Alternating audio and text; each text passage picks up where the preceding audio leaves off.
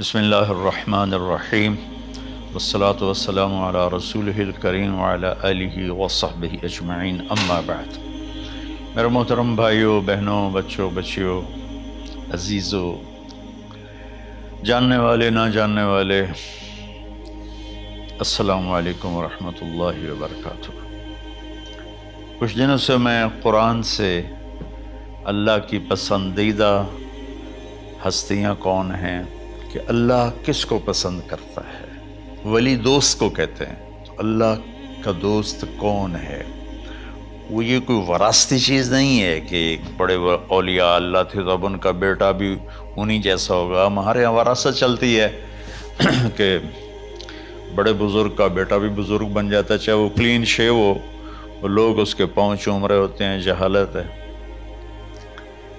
تو آج میں تھوڑا سا سورہ بنی اسرائیل ہے، اس میں بھی سارے اخلاق بیان ہوئے۔ میرے بھائی بہنوں، ایمان لانے کے بعد انسان بنتا ہے، اور اس کے بعد اس کی قیمت، اس کا بڑا پن، اس کی وجاہت، اس کی شرافت وہ پیسوں سے نہیں ہوتی۔ پیسوں سے انسان مالدار تو ہو جاتا ہے، بڑا نہیں بنتا، بڑا نہیں بنتا۔ ہمارا علم غلط ہو گیا۔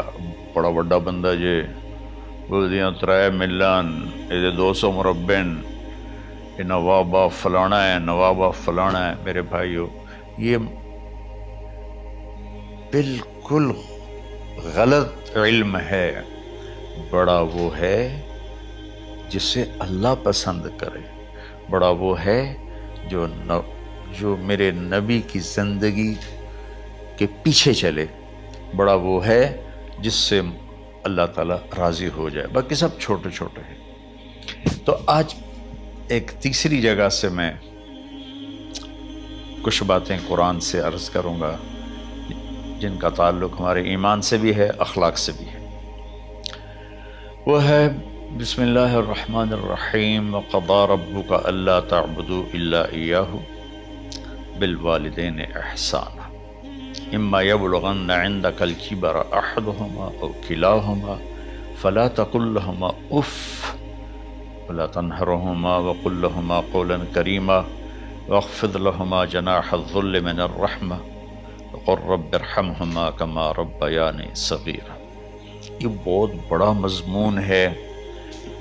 اللہ نے قرآن بھر دیا والدین کے خدمت کے لیے، والدین کی اطاعت کے لیے، والدین کی ماننے کے لیے۔ پہلا جملہ ہے اور تیرے رب نے فیصلہ کیا، ایک مطلب۔ دوسرا، اور تیرے رب نے حکم کیا کہ بندگی صرف اللہ کی ہے، بندگی صرف اللہ کی ہے۔ عبد اسے کہتے ہیں جو ہر بات پہ سر جھکا دے، عبد اسے کہتے ہیں جو ہر بات پہ بچھ جائے، اس کو عبد کہتے ہیں۔ تو اللہ کہہ رہا ہے میرے بندو، میرا ایک فیصلہ ہے اور میرا ایک حکم ہے، میرے سوا نہ تمہارا ہاتھ کسی کے آگے پھیلے، نہ تمہاری گردن کسی کے آگے جھکے۔ ایک دوسرے سے مدد لینا، اس کو ایک دوسرے کی تعاونوں میں آ جاتا، تعاونوا علی البر والتقوی، ایک دوسرے کا ساتھ دو، ایک دوسرے کی مدد کرو۔ میرے نبی قرضہ اٹھاتے تھے۔ میرے نبی جب انتقال ہوا تو آپ کی زرہ 9 وسق پر، وسق 5 من کا ہوتا ہے، تو وہ جو کے بدلے آپ نے زرہ رکھوائی تھی کہ جب میں تمہیں ادا کروں گا زرہ لے لوں گا، اور آپ کا انتقال ہو گیا، آپ زرہ اپنی واپس نہیں لے سکے۔ وہ چیزیں جن کا تعلق صرف اللہ کی ذات سے ہے اور کوئی نہیں کر سکتا، اس میں صرف اللہ کے آگے ہاتھ پھیلا، جیسے ہم کہتے ہیں مدد، نصرت۔ اللہ کہتا میں ہوں، الا ان نصر اللہ قریب، سنو میری مدد تمہارے قریب ہے۔ تو اللہ تعبدوا الا ایاہ، بس ایک چھوٹا سا جملہ اللہ نے یہاں کے، چونکہ یہاں اللہ نے والدین اور اخلاق بتانے تھے تو اپنے لیے صرف ایک جملہ بولا، باقی باتیں بھی اللہ کے لیے ہیں، لیکن اللہ نے میری بندگی، اس بندگی سے مراد 5 وقت کی نماز نہیں ہے، حج، روزہ، زکوٰۃ نہیں ہے اس کی مراد، یہ ساری باتیں داخل ہیں، اور اس کے ساتھ 24 گھنٹے کی زندگی اللہ کی مرضی پر گزارو، نفع آئے تو شکر ادا کرو، نقصان ہو تو صبر کرو، برداشت کرو، پھر بھی شکر ادا کرو کہ میرا رب یہ کہہ رہا ہے کہ میں نے صرف اللہ سے تعلق جوڑنا ہے۔ اللہ کے نبی نے اپنے چچا زاد بھائی عبداللہ بن عباس سے فرمایا کہ یا غلام، اے نوجوان، اسی کا بکلمات فاحفظہ، میں تمہیں چند باتوں کی وصیت کرتا ہوں، کیا؟ احفظ اللہ، احفظ اللہ یحفظک اللہ، یحفظک اللہ، اللہ کے اوامر کی حفاظت کر، اللہ تیری حفاظت کرے گا۔ احفظ اللہ تجدہ تجاہک، تو اللہ کے اوامر، اسلام، حلال حرام کی پہچان کر کے زندگی گزار تو اللہ کو ہر وقت تو اپنی مدد کے لیے تیار پائے گا۔ اور لمبی حدیث ہے، عشاء کی نماز کا وقت ہو رہا ہے، اس میں وہ جملہ جو اس میرے مضمون سے متعلق ہے، وَإِذَا سَأَلْتَ فَاسْأَلِ اللَّهِ، جب بھی مانگو اللہ سے مانگو، جب بھی مانگو اللہ سے مانگو، اللہ کے سوا کوئی دینے والا نہیں ہے، صرف اللہ ہے دینے کے لیے۔ وَإِذَا اسْتَعَنْتَ فَاسْتَعِنْ بِاللَّهِ، اور جب مدد کے لیے ہاتھ اٹھاؤ تو صرف اللہ کو پکارو، جب ضرورت حاجت کے لیے، مدد کے لیے ہاتھ اٹھاؤ تو اپنے اللہ کو پکارو۔ تو یہ حدیث کی بات بھی ہے اور یہ قرآن کی بات بھی ہے۔ اس کے بعد آگے اللہ کہتا ہے وَبِالْوَالِدَيْنِ إِحْسَانًا، اور اپنے والدین کے ساتھ احسان کرو۔ احسان کا کیا مطلب ہے؟ اللہ آگے اسی کی تشریح کر رہا ہے۔ ویسے احسان کا مطلب عربی میں ہوتا ہے، یہ جو ہمارا اردو کا احسان ہے، میں تیرے تو احسان کیتا تو ہوں میں نالے کی کر رہے ہیں، یہ بھی مطلب ہے، لیکن احسان کا اصل مطلب ہوتا ہے، احسان حسن سے ہے، حسن، حسن سے الف، 2 الف ملے اور احسان بن گیا۔ احسان کا مطلب ہوتا ہے کسی بھی کام کو جو دنیا کا ہے، دین کا ہے، اسے انتہائی خوبصورت طریقے سے کرنا۔ جیسے کسی دلہن کا میک اپ ہوتا ہے نا، تو 5-6 گھنٹے 4 گھنٹے کے بعد وہ کہتی ہے، جو ہوتی ہے اس کا میک اپ کرنے والی، کہ جی بس یہ مکمل ہو گیا ہے اور اب اس سے آگے نہیں ہے۔ تو آخری انتہا، اچھائی کی آخری انتہا پر پہنچ کے کام کرنے کو احسان کہتے ہیں۔ تو میرا اللہ کہہ رہا ہے میرے بندو، اپنے والدین کے ساتھ وہ کرو کہ جو بھلائی کی، خدمت کی، ماننے کی آخری حد ہے۔ سبحان اللہ۔ وبالوالدین احسان، بالوالدین پہلے ہے، احسان بعد میں ہے۔ اللہ تعالیٰ نے باقی سب کو پیچھے کر کے فرمایا کہ دیکھو خاص طور پہ ماں باپ کے ساتھ وہ رویہ کرو کہ ان کے دل سے دعائیں نکلیں۔ چند دن پہلے ایک والد یوں ہاتھ اٹھا کے کہہ رہا تھا اپنے بیٹے، اکلوتا بیٹا، میں منگنا اللہ کو لو، اللہ تینوں چاہ لگے۔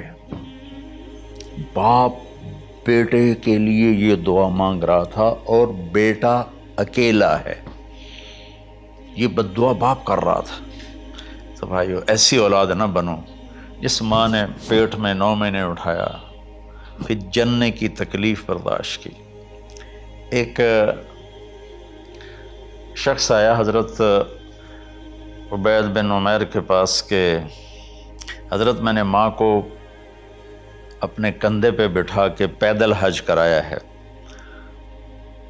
مینا لے گیا، عرفات لے گیا، مزدلفہ، پھر مینا، پھر مکہ، تو کیا میں نے ماں کا حق ادا کر دیا؟ میں نے فرمایا ولا تلقۃ واحدہ، بیٹا ابھی ایک تلقہ کا حق بھی ادا نہیں ہو۔ تلقہ کسے کہتے ہیں؟ جب بچہ پیدا ہونے کا وقت آتا ہے تو ماں کو دردوں کی لہریں اٹھتی ہیں، وہ اتنی خوفناک ہوتی ہیں کہ ماں چیخ چیخ کے رہ جاتی ہے، اور بعض اوقات ڈیلیوری لیٹ ہو جاتی ہے تو وہ تڑپتی ہے، روتی ہے۔ وہ جو لہریں ہیں نا، پیٹ میں آتی ہیں جاتی ہیں، آتی ہیں جاتی ہیں، ایک لہر جو درد کی اٹھتی ہے اس کو کہتے ہیں طلقہ۔ میں قربان جاؤں، انہوں نے فرمایا بیٹا ابھی تیری ماں نے جو تجھے جنا تھا اس وقت جو تجھے درد، وہ تیری ماں نے درد کی لہریں برداشت کی تھیں، اس میں سے ایک لہر کا بھی حق ادا نہیں ہوا، یعنی کہ حق ادا ہو ہی نہیں سکتا۔ یہ مطلب کہ حق ادا ہو ہی نہیں سکتا، کہ بیٹا ابھی ایک کا بھی نہیں۔ پھر حضرت عبداللہ بن عمر سے ایک شخص نے پوچھا کہ اچھا یہ جو آدمی تھا یہ خراسان، یہ ایران میں ہے اور افغانستان میں، یہاں سے ماں کو پیدل کندھے پہ بٹھا کے مکے پہنچا تھا، اندازہ لگا اس نے کتنی مشقت اٹھائی۔ اور عبید اللہ بن عمر کہتے ہیں بیٹا ابھی ایک لہر کا حق ادا نہیں ہوا۔ یہی سوال حضرت عبداللہ بن عمر سے کیا ایک شخص نے کہ حضرت میں نے اپنی ماں کو حج کرایا ہے، سارا میں نے پیدل کرایا ہے اور کندھے پہ اٹھا کے کرایا ہے، تو کیا میں نے ماں کا حق ادا کر دیا؟ وَلَا زَفْرَةً وَاحِدًا وَلَا زَفْرَةً وَاحِدًا۔ کہ بیٹا تیری ماں نے تجھے پالتے ہوئے جو تھک تھک کے لمبے لمبے سانس لیے، ہوکے بھرے، ابھی ایک ہوکے کا حق بھی ادا نہیں ہوا، یعنی حق ادا ہو ہی نہیں سکتا۔ تو احسان کے آگے تشریح آ رہی ہے۔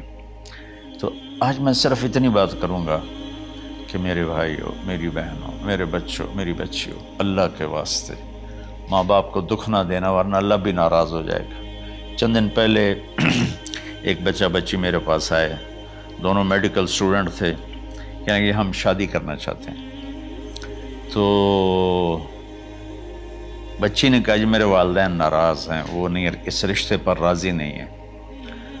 تو میرے باپ کہتے ہیں اگر تو نے یہاں رشتہ کیا تو تیری میری ایک درمیان خط آئے، کھچ جائے گا خلیج، ہم اس پار نہیں آئیں گے تو اس پار نہیں آئے گی۔ میں نے کہا بیٹی جس ماں نے تجھے 9 مہینے پیٹ میں پالا، 2 سال تجھے دودھ پلایا، تیری پوٹیاں پیشاب صاف کیا، تجھے پیمپر باندھے، تجھے اٹھ اٹھ کے راتوں کو اپنی چھاتی سے دودھ پلایا، کیا اب اس کا اتنا بھی حق نہیں کہ تم اس کی رائے کا احترام کرو؟ اتنا بھی حق نہیں ہے؟ تو میں نے کہا بیٹا میری کوئی رائے نہیں ہے، تو اگر تیرے ماں باپ راضی ہیں تو بسم اللہ ضرور کر، اگر راضی نہیں ہیں تو دیکھو موت تک تجھے ماں باپ کی دعا نہیں ملے گی، اور ماں باپ کی دعا نہ ملی تو کچھ بھی نہیں ملے گا۔ تو بھائیو دوستو، خاص طور پر آج کے کالج کے نوجوان بچے بچیاں یہ ماں باپ کے ساتھ بہت بدتمیزی کرتے ہیں، چونکہ اس میں والدین کا پہلا قصور ہے کہ انہوں نے ان کو دین نہیں سکھایا۔ بچپن میں انگلش میڈیم سکول، پھر او لیول، پھر اے لیول، تو انہیں کیا پتہ ماں کون ہے باپ کون ہے۔ ایک پرانی بات ہے، ایک شخص اپنے بیٹے کو لے کر آیا کہ یہ میرا بچہ ہے اور یہ فلاں جگہ شادی کرنا چاہتا ہے، اور ہم میں سے کسی کی رائے نہیں ہے، اور یہ مانتا نہیں ہے، اور اس کے ساتھ اس نے نا دھاڑے مار کے رونا شروع کیا۔ تو میں نے بچے کو دیکھا تو یوں کر کے بیٹھا تھا، اس کا باپ رو رہا ہے، ہچ کیوں تو ایسے بیٹھا ہو۔ تو مجھے اچانک خیال آیا، میں نے کہا شیخ صاحب اس کو کہاں پڑھایا تھا؟ کہا جی امریکن سکول۔ اس کے بعد آسٹریلیا بھیجا تھا مزید تعلیم کے لیے۔ ان کے شیخ صاحب اس بچے کا کوئی قصور نہیں، آپ کا قصور ہے، اس کو تو پتہ ہی نہیں میری ماں کیا ہے، میرا باپ کیا ہے۔ ایک ہماری تہذیب تھی وہ ختم ہو گئی ہے، اس میں علم نہیں بھی تھا تو ماں باپ کے۔ میں نے اپنی آنکھوں سے دیکھا، میں نے اپنے دادا کو دیکھا لیکن مجھے یاد نہیں، لیکن جو میرے دادا کے چھوٹے بھائی تھے ان کو میں سنبھلتا ہوں، ان کو میں نے دیکھا ہے، 3ری 4تھی جماعت تک میں تھا۔ 61 میں ان کا انتقال ہوا، میری 9 سال عمر تھی، تو 8 سال۔ ان کے بیٹے جوان تھے، اور ڈیرے میں جب وہ بیٹھتے تھے تو ان کے بچے ان کے سامنے نہیں بیٹھتے تھے، ان کی پیٹھ کے پیچھے بیٹھتے تھے۔ اتنا ادب، حالانکہ چاروں کے چاروں دین نہیں جانتے تھے، تہذیب تھی، ثقافت تھی، جو آج کی تہذیب نے ہم سے سب کچھ چھین لیا۔ اب بھی آپ جاؤ بیٹا تھر پارکر میں گیا ہوں 2-3 دفعہ، اور وہاں مسلمان نہیں، ہندو عورتیں جب گاڑی گزرتی ہے تو گھونگھٹ کو نیچے کر لیتی ہیں، اپنا چہرے کو فوراً چھپا لیتی ہیں۔ تو خیر بہرحال میں نے کہا شیخ صاحب اس بچے کا قصور نہیں، آپ کا قصور ہے۔ تو میرے بچوں، اپنے ماں باپ کو خوش کرو، راضی کرو، ان کا راضی ہونا اللہ کی رضا ہے۔ میں اس کی تفصیل انشاءاللہ آگے بتاؤں گا، آج میں صرف اتنا ہی میں نے تمہید باندھی ہے کہ ماں باپ کا کیا مقام ہے، ان کی کیا عزت ہے۔ ایک شخص آیا، یا رسول اللہ میرا باپ میرے پوچھے بغیر میرا مال خرچ کر لیتا ہے۔ آپ نے کہا بلاؤ، چونکہ بچے کا ذاتی مال اگر ہو تو شرع کے لحاظ سے باپ پوچھ کے استعمال کرے، بغیر پوچھے استعمال نہ کرے۔